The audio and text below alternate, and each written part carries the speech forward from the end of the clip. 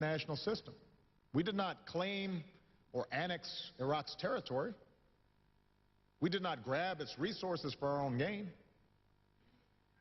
Instead, we ended our war and left Iraq to its people in a fully sovereign Iraqi state that can make decisions about its own future.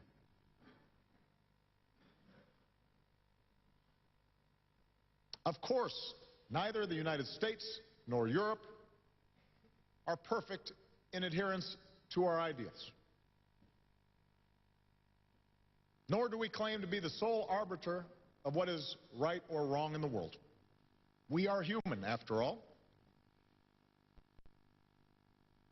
And we face difficult decisions about how to exercise our power. But part of what makes us different is that we welcome criticism. Just as we welcome the responsibilities that come with global leadership.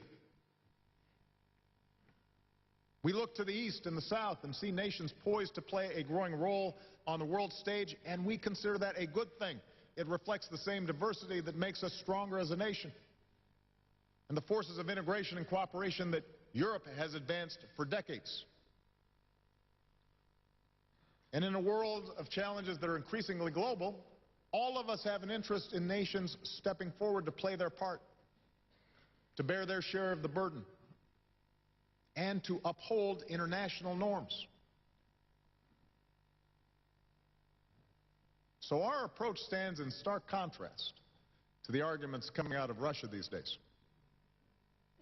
It is absurd to suggest, as a steady drumbeat of Russian voices do, that America is somehow conspiring with fascists inside of Ukraine or failing to respect the Russian people. My grandfather served in Patton's army, just as many of your fathers and grandfathers fought against fascism. We Americans remember well the unimaginable sacrifices made by the Russian people in World War II, and we have honored those sacrifices. Since the end of the Cold War, we have worked with Russia under successive administrations to build ties of culture and commerce and international community. Not as a favor to Russia, but because it was in our national interests. And together we've secured nuclear materials from terrorists. We welcomed Russia into the G8 and the World Trade Organization. From the reduction of nuclear arms to the elimination of Syria's chemical weapons, we believe the world has benefited when Russia chooses to cooperate on the basis of mutual interests and mutual respect. So America and the world and Europe has an interest in a strong and responsible Russia, not a weak one. We want the Russian people to live in security, prosperity, and dignity like everyone else, proud of their own history. But that does not mean that Russia can run roughshod over its neighbors. Just because Russia has a deep history with Ukraine does not mean it should be able to dictate Ukraine's future. No amount of propaganda can make right something that the world knows is wrong.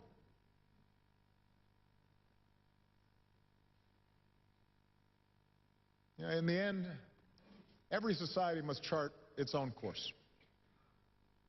America's path or Europe's path is not the only ways to reach freedom and justice. But on the fundamental principle that is at stake here, the ability of nations and peoples to make their own choices, there can be no going back. It's not America that filled the Maidan with protesters. It was Ukrainians. No foreign forces compelled the citizens of Tunis and Tripoli to rise up. They did so on their own. From the Burmese parliamentarian pursuing reform to the young leaders fighting corruption and intolerance in Africa, we see something irreducible that all of us share as human beings. a truth that will persevere in the face of violence and repression and will ultimately overcome.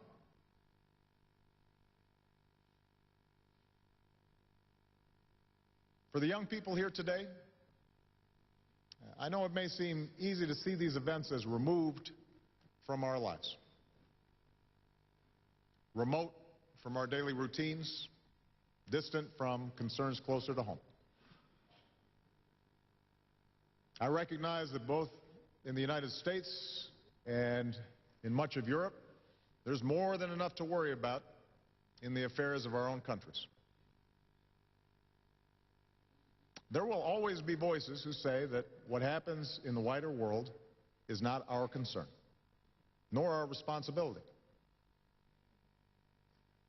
But we must never forget that we are heirs to a struggle for freedom. Our democracy, our individual opportunity, only exists because those who came before us had the wisdom and the courage to recognize that our ideals will only endure if we see our self-interest in the success of other peoples and other nations.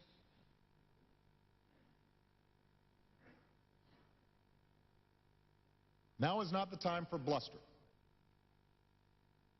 The situation in Ukraine, like crises in many parts of the world, does not have easy answers, nor a military solution. But at this moment, we must meet the challenge to our ideals, to our very international order, with strength and conviction. And it is you, the young people of Europe, young people like Laura, who will help decide which way the currents of our history will flow. Do not think for a moment that your own freedom, your own prosperity, that your own moral imagination is bound by the limits of your community,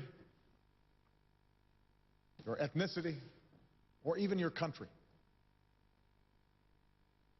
You're bigger than that. You can help us to choose a better history.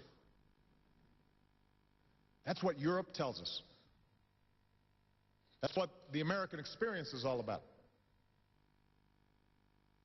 I say this as the president of a country that looked to Europe for the values that are written into our founding documents and which spilled blood to ensure that those values could endure on these shores.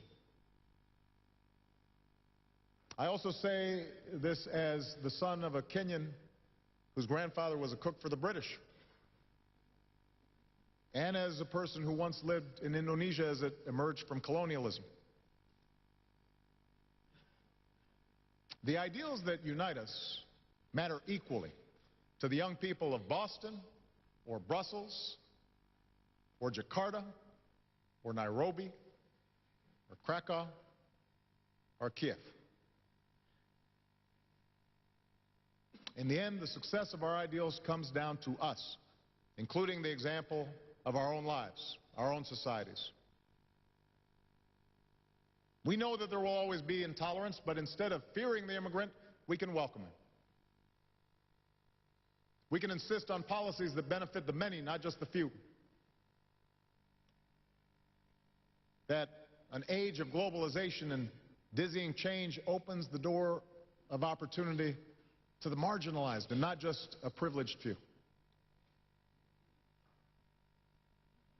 Instead of targeting our gay and lesbian brothers and sisters, we can use our laws to protect their rights. Instead of defining ourselves in opposition to others, we can affirm the aspirations that we hold in common. That's what will make America strong. That's what will make Europe strong. That's what makes us who we are. And just as we meet our responsibilities as individuals, we must be prepared to meet them as nations. Because we live in a world in which our ideals are going to be challenged again and again by forces that would drag us back into conflict or corruption.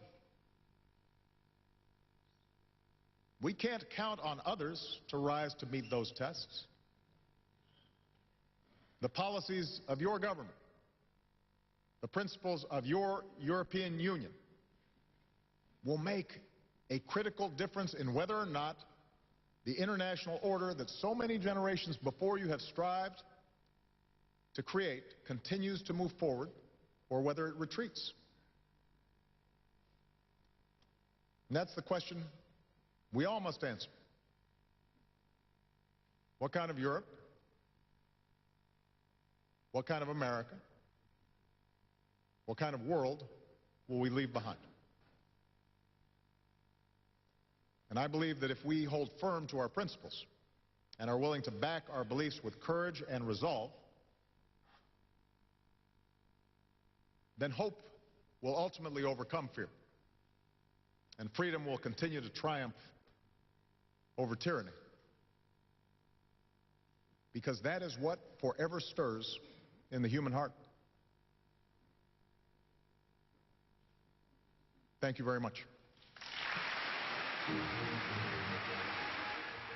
President Barack Obama giving a policy speech there at the Center for Fine Arts in Brussels, talking, of course, not only about the deep connection between the European Union, NATO, and the United States, repeating that theme that's been a constant one in the last few days as he's visited the Netherlands and now Belgium. He's going off to Rome now. But a big portion of the speech devoted to Ukraine, saying that this is a moment of testing for the European Union and the international order, saying that Russia is essentially challenging ideas and truths that were just a few weeks ago self-evident, that you cannot redraw Europe's borders by force, and also outlining what steps the European Union and the United States would take if Russia does not reverse course. Jim Acosta.